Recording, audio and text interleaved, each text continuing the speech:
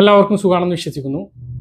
പ്രിയമുള്ള സുഹൃത്തുക്കളെ, നമ്മൾ അതിനിർണായകമായിട്ടുള്ള നിയമസഭാ ഇലക്ഷന് പോകും. നാളെ വ്യാഴാഴ്ച ദിവസം പോളിംഗ് ബൂത്തിലേക്ക് വോട്ട് ചെയ്യാനായി പോവുകയാണ്. ഓരോ ഇലക്ഷനും അതിനിർണായകം തന്നെയാണ്. നമ്മൾ എത്ര തന്നെ ഇതിനു മുമ്പ് വോട്ട് ചെയ്തിട്ടുണ്ട് എന്ന് പറഞ്ഞാലും ഓരോ തവണ വോട്ട് ചെയ്യാൻ പോകുമ്പോഴും ഒരു ആശങ്ക ഉണ്ടാവാറുണ്ട്. അതുകൊണ്ട് തന്നെ വോട്ട് ചെയ്യാൻ പോകുന്നതിന് മുമ്പ് ശ്രദ്ധിക്കേണ്ട കാര്യങ്ങൾ, അതുപോലെ തന്നെ വോട്ട് ചെയ്യുന്നതിന് വേണ്ടിയിട്ടുള്ള 7ഓളം രേഖകളാണ് തെരഞ്ഞെടുപ്പ് കമ്മീഷൻ പറഞ്ഞിട്ടുള്ളത്. അത് എന്തെല്ലാമാണ്? നിങ്ങൾക്ക് ഉദ്യോഗസ്ഥർ സ്ലിപ്പ് കൊണ്ടുവന്ന് തന്നിട്ടുണ്ടാകും. ആ സ്ലിപ്പ് ഇല്ല എങ്കിൽ നമ്മുടെ ക്രമ നമ്പറും ബൂത്ത് നമ്പറും എങ്ങനെ കണ്ടെത്താം എന്നുള്ളതൊക്കെയാണ് വീഡിയോയിൽ വ്യക്തമാക്കുന്നത്. വീഡിയോയുടെ വിശദാംശങ്ങളിലേക്ക് കടക്കുന്നതിന് മുമ്പ് കൂടുതൽ ആളുകളിലേക്ക് ഇൻഫർമേഷൻ എത്താൻ ഷെയർ ചെയ്യുക, ലൈക്ക് ചെയ്യുക, ഫേസ്ബുക്കിലൂടെ കാണുന്ന ആളുകൾ ഫോളോ ചെയ്യുക. വീഡിയോയുടെ വിശദമായ വിവരങ്ങളിലേക്ക് വരാം. 2026 SAR ലിസ്റ്റ് പ്രകാരമുള്ള ആദ്യ തെരഞ്ഞെടുപ്പാണ് 2026 നിയമസഭാ തെരഞ്ഞെടുപ്പ്.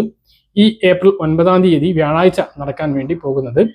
ഈ ഒരു തെരഞ്ഞെടുപ്പിൽ നമ്മൾ വോട്ട് ചെയ്യുക എന്നുള്ളത് SIR പട്ടികയിൽ നമ്മൾ ഉൾപ്പെട്ട് അതിൽ പൂർത്തീകരണത്തിൻ്റെ കൂടി കാര്യമാണ്.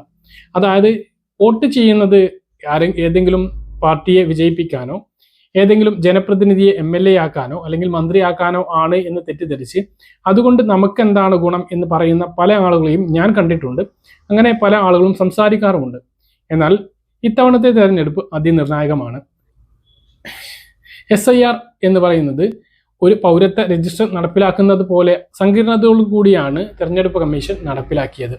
പല ആളുകളും SIR പട്ടികയിൽ നിന്നും അന്തിമ പട്ടികയിൽ നിന്നും പുറത്തായ സാഹചര്യം ഉണ്ടായിരുന്നു. ഈ ഒരു സാഹചര്യത്തിൽ ഇതിൽ ഉൾപ്പെട്ടിട്ടുള്ള ആളുകൾക്ക് നിങ്ങൾ ഉൾപ്പെട്ടത് അത് ഉറപ്പിക്കുന്നതിന് വേണ്ടി ഈ നിയമസഭാ തെരഞ്ഞെടുപ്പിൽ നിർബന്ധമായും വോട്ട് ചെയ്യണമെന്നുള്ളത് അഭ്യർത്ഥിക്കുകയാണ്. അത് എല്ലാവരും ഗൗരവത്തിലെടുക്കണം.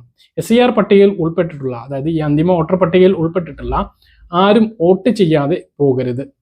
കുട്ടികൾ ആരെങ്കിലും ഇതിൻ്റെ കാര്യഗൗരവം മനസ്സിലാക്കാതെ വോട്ട് ചെയ്യാതിരിക്കുന്നുണ്ട് എങ്കിൽ തീർച്ചയായിട്ടും രക്ഷിതാക്കൾ ഇക്കാര്യം ഗൗരവത്തിലെടുത്ത് അവരെ കൊണ്ട് വോട്ട് ചെയ്യാൻ നിർബന്ധിപ്പിക്കണം.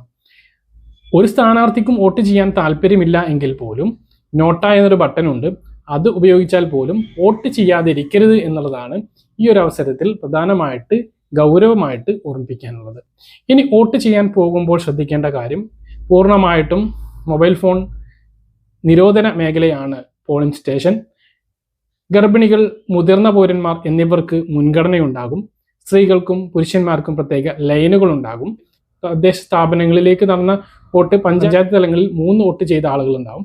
പക്ഷേ നിയമസഭാ തെരഞ്ഞെടുപ്പിലേക്ക് വരുമ്പോൾ നമുക്ക് ഒരു സ്ഥാനാർത്ഥിയാണുള്ളത്, ഒറ്റ വോട്ടാണുള്ളത്. അപ്പോൾ അത് നമുക്ക് ഇഷ്ടമുള്ള സ്ഥാനാർത്ഥികൾക്ക് ചെയ്യാം.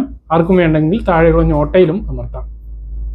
അപ്പോൾ വോട്ട് ചെയ്യാൻ പോകുമ്പോൾ നമുക്ക് 7 രേഖകൾ കൊണ്ടുപോകാം. ഏറ്റവും പ്രധാനപ്പെട്ടത് വോട്ടർ ID കാർഡ് കൊണ്ടുപോവുക എന്നുള്ളതാണ്. അതില്ല എങ്കിൽ ആധാർ കാർഡ് ഉപയോഗിക്കാം, ഡ്രൈവിംഗ് ലൈസൻസ് ഉപയോഗിക്കാം, പാസ്പോർട്ട് ഉപയോഗിക്കാം, ഫോട്ടോ പതിച്ച ബാങ്ക് പാസ്ബുക്ക് ഉപയോഗിക്കാം, പാൻ കാർഡ് ഉപയോഗിക്കാം, തൊഴിലുറപ്പ് ജോബ് കാർഡ് ഉപയോഗിക്കാവുന്നതാണ്. ഇങ്ങനെയുള്ള BLOമാർ അല്ലെങ്കിൽ BLAമാർ നമ്മുടെ വീടുകളിൽ സ്ലിപ്പ് കൊണ്ടുവന്ന് തന്നിട്ടുണ്ടാകും. അതിൽ നമ്മുടെ ബൂത്ത് നമ്പറും ക്രമ നമ്പറും ഉണ്ടാകും. ഇത് നിങ്ങളുടെ കയ്യിൽ ഇല്ല എങ്കിൽ നമുക്കത് ഒരു ആപ്പ് മുഖേന കണ്ടെത്താൻ കഴിയും. തെരഞ്ഞെടുപ്പ് കമ്മീഷന്റെ ECI നെറ്റ് എന്ന മൊബൈൽ ആപ്പ് ഡൗൺലോഡ് ചെയ്ത് അതിൽ സെർച്ച് യുവർ നെയിം ഇൻ എന്ന ഭാഗത്ത് ക്ലിക്ക് ചെയ്തുകൊണ്ട് വോട്ടർ ID നമ്പർ നൽകുകയാണ് എങ്കിൽ നിങ്ങളുടെ ബൂത്ത് നമ്പറും ബൂത്ത് നമ്പറിലെ വോട്ടർ പട്ടികയിലെ ക്രമ നമ്പറും കണ്ടെത്താൻ കഴിയുന്നതാണ്. ഇത് പ്രകാരം നമുക്ക് അതൊരു സ്ലിപ്പിൽ എഴുതിക്കൊണ്ട് വോട്ട് ചെയ്യാൻ വേണ്ടി പോകാവുന്നതാണ്. ഒരു കടലാസിൽ അത് രേഖപ്പെടുത്തിക്കൊണ്ട് വോട്ട് ചെയ്യാൻ പോകാവുന്നതാണ്. ചെയ്യുന്ന സമയത്ത് 4 ഓഫീസർമാരാണ് ഉണ്ടാകുക. ആദ്യ ആൾ നമ്മുടെ രേഖകൾ പരിശോധിച്ച് ഒക്കെ നമ്പറും പേരും പറയുന്നതാണ്.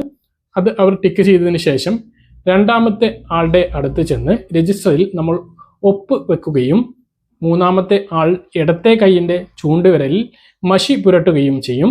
ഇതിന് ശേഷം നാലാമതുള്ള ഓഫീസർ മെഷീൻ ഓണാക്കുന്നതിന് ശേഷം നമ്മൾ പോയി വോട്ട് ചെയ്യുമ്പോൾ നീണ്ട ബീപ്പ് ശബ്ദം കേട്ടതിന് ശേഷം ബാലറ്റ് യൂണിറ്റിന്റെ ഭാഗത്തു നിന്നും നമുക്ക് തിരിച്ചു പോരാവുന്നതാണ്.